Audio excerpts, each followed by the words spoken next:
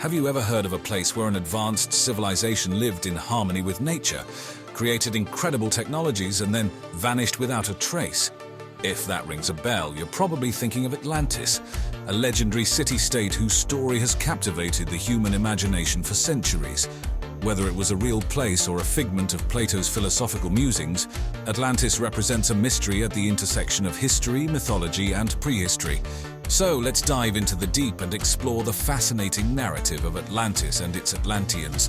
The story of Atlantis takes us back over 2 millennia to the works of the great Greek philosopher Plato. In 2 of his dialogues, Timaeus and Critias, we find the earliest known accounts of this enigmatic civilization. And boy, what a civilization it was!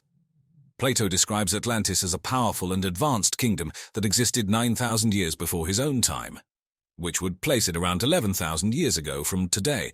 But where was this supposed advanced civilization located? Plato provides a clue. He describes Atlantis as being situated beyond the Pillars of Hercules. Now, this is generally understood to mean the Strait of Gibraltar, the passage that separates Europe from Africa and connects the Mediterranean Sea to the Atlantic Ocean. According to Plato, Atlantis was an island nation, larger than Asia and Libya combined. An extraordinary claim, isn't it? The civilization of Atlantis, as described by Plato, was a utopian society, a veritable paradise on Earth. It was divided into concentric rings of water and land, with a palace in the center island. The Atlanteans had access to an abundance of natural resources, including metals, and had a rich variety of fauna and flora. The society was well organized, with a clear division of power. The royal city was a marvel of architecture and engineering, featuring grand temples, palaces, and a central canal connecting to the sea. The Atlanteans were a formidable military power, with a well-organized army and navy. They had achieved a high level of technological advancement, far surpassing other civilizations of their time.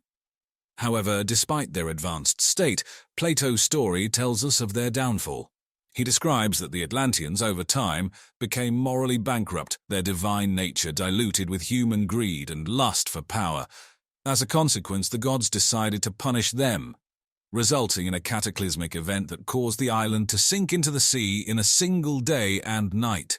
The story of Atlantis, as captivating as it is relayed to us through a single source, Plato. And because no other records of Atlantis exist in other ancient texts or archaeological evidence, it's been a topic of much debate and speculation for centuries.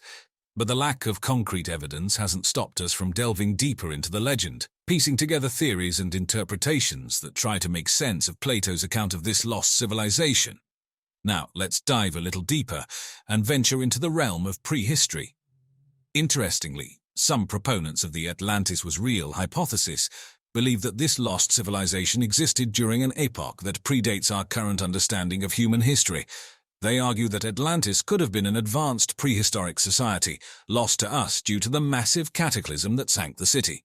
The concept of an advanced prehistoric civilization isn't new. Various ancient cultures have myths and legends about a time before recorded history, when humanity, or even other beings, achieved a level of knowledge and technology far beyond what we would expect for the period. These myths often speak of a great disaster that wiped out this civilization, leading to a loss of this knowledge and a subsequent reset of human progress. Atlantis fits neatly into these legends. The city was said to be incredibly advanced, with high culture, sophisticated technology, and profound knowledge. If it existed, it would certainly fit the archetype of a prehistoric advanced civilization. But what do we mean by advanced? The Atlanteans, according to Plato, had a highly organized society, advanced architecture and engineering, complex agricultural systems, and even powerful weaponry. While some of these descriptions may align with our modern sense of advanced, it's important to note that advanced in the context of a prehistoric civilization doesn't necessarily mean they had smartphones and space travel. Rather, it suggests a level of societal and technological sophistication that was exceptional for the time, and that could have been lost or forgotten due to a cataclysmic event. This brings us to the cataclysm that supposedly ended Atlantis. Natural disasters like earthquakes, tsunamis, or volcanic eruptions could have been the culprit. A significant enough event could feasibly wipe out a civilization, particularly one located on an island or coastal region. This isn't just theoretical. We have archaeological evidence of cultures disappearing or significantly declining after major natural disasters. But could such an event also wipe out all evidence of an advanced prehistoric civilization? It's possible, especially if you consider factors like sea level rise and geological activity over thousands of years. However, it's also a significant point of contention among researchers, and a reason why the Atlantis was real hypothesis is met with skepticism in mainstream academia. Whether or not Atlantis was a real prehistoric civilization, the idea certainly makes us ponder. It challenges our perception of human history and progress, and pushes us to keep exploring, keep questioning, and keep seeking the truth. So, Atlantis. An advanced civilization, lost to time and sea, or just a moral tale spun by one of history's greatest philosophers? This is the crux of our second segment. The debate over the existence of Atlantis has been ongoing for centuries, and the opinions are as varied as they are fascinating. One viewpoint is that Plato's account of Atlantis was indeed a work of fiction, an allegory intended to convey philosophical and moral teachings. The decadence and eventual downfall of the Atlanteans served as a cautionary tale about the dangers of hubris and the inevitable divine retribution for moral decline. This interpretation posits that Plato used the story of Atlantis as a teaching tool, a vehicle for his philosophical ideas. However, there's a contrasting viewpoint, one that treats Plato's account of Atlantis as a record of a real historical civilization. Supporters of this viewpoint argue that the level of detail in Plato's account, including the geographical descriptions, societal structure, and cultural practices of the Atlanteans, suggest a basis in reality. Some propose that Atlantis was an actual seafaring civilization that was destroyed by a natural disaster, perhaps a tsunami or volcanic eruption. Further fueling the fire of this debate are the numerous theories about the possible location of Atlantis. Over the years, researchers and explorers have proposed various sites around the world, including the Mediterranean, the Caribbean, and even as far as Antarctica. One of the most popular theories places Atlantis at the Greek island of Santorini, which was devastated by a massive volcanic eruption around 3,600 years ago. Critics of the Atlantis was real hypothesis point out that there's a lack of concrete archaeological evidence to support these claims. Despite extensive underwater explorations and excavations at various proposed sites, no definitive proof of Atlantis has been found.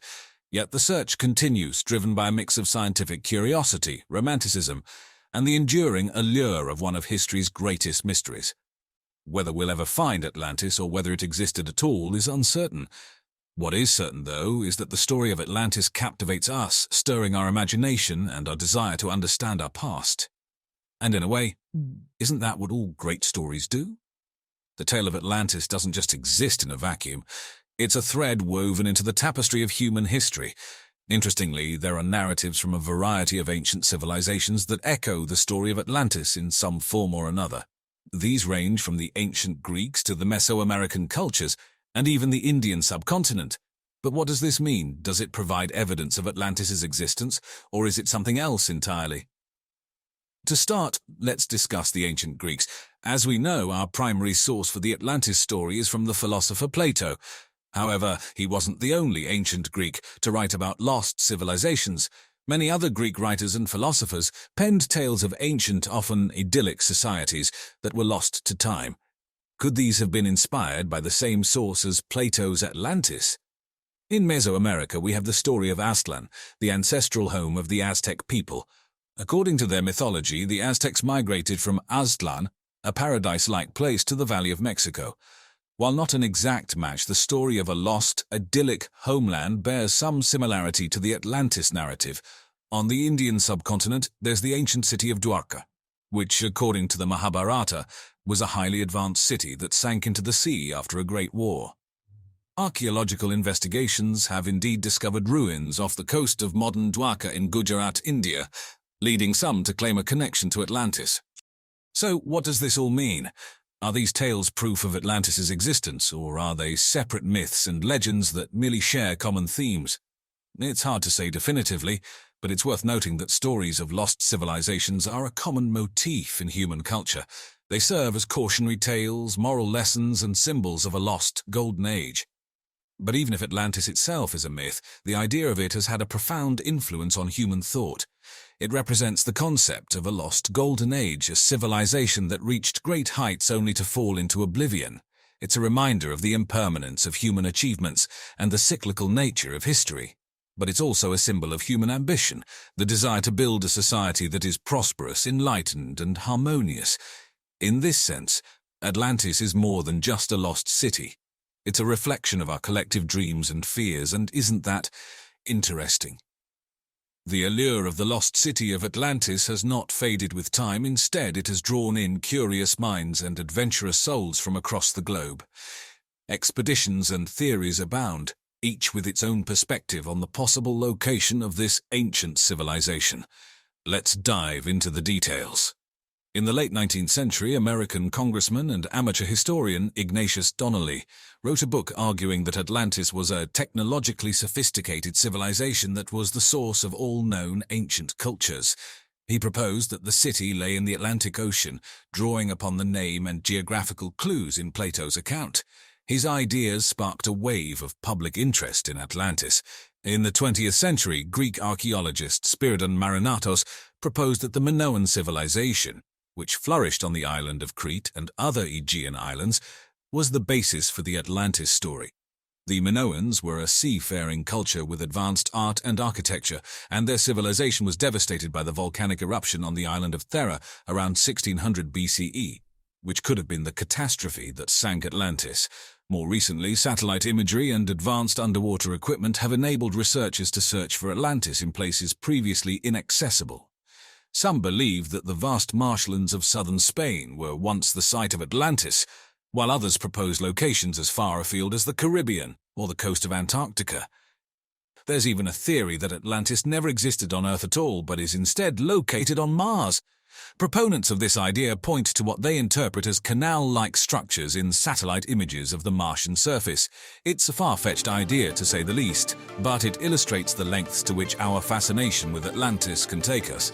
While the search for Atlantis has often been criticized as pseudoscience, it continues to inspire rigorous archaeological research and deep-sea exploration, contributing to our knowledge of ancient civilizations and Earth's geological history. Whether or not we ever find Atlantis, the quest for it has led us to a better understanding of our own world. And as always, thanks for watching.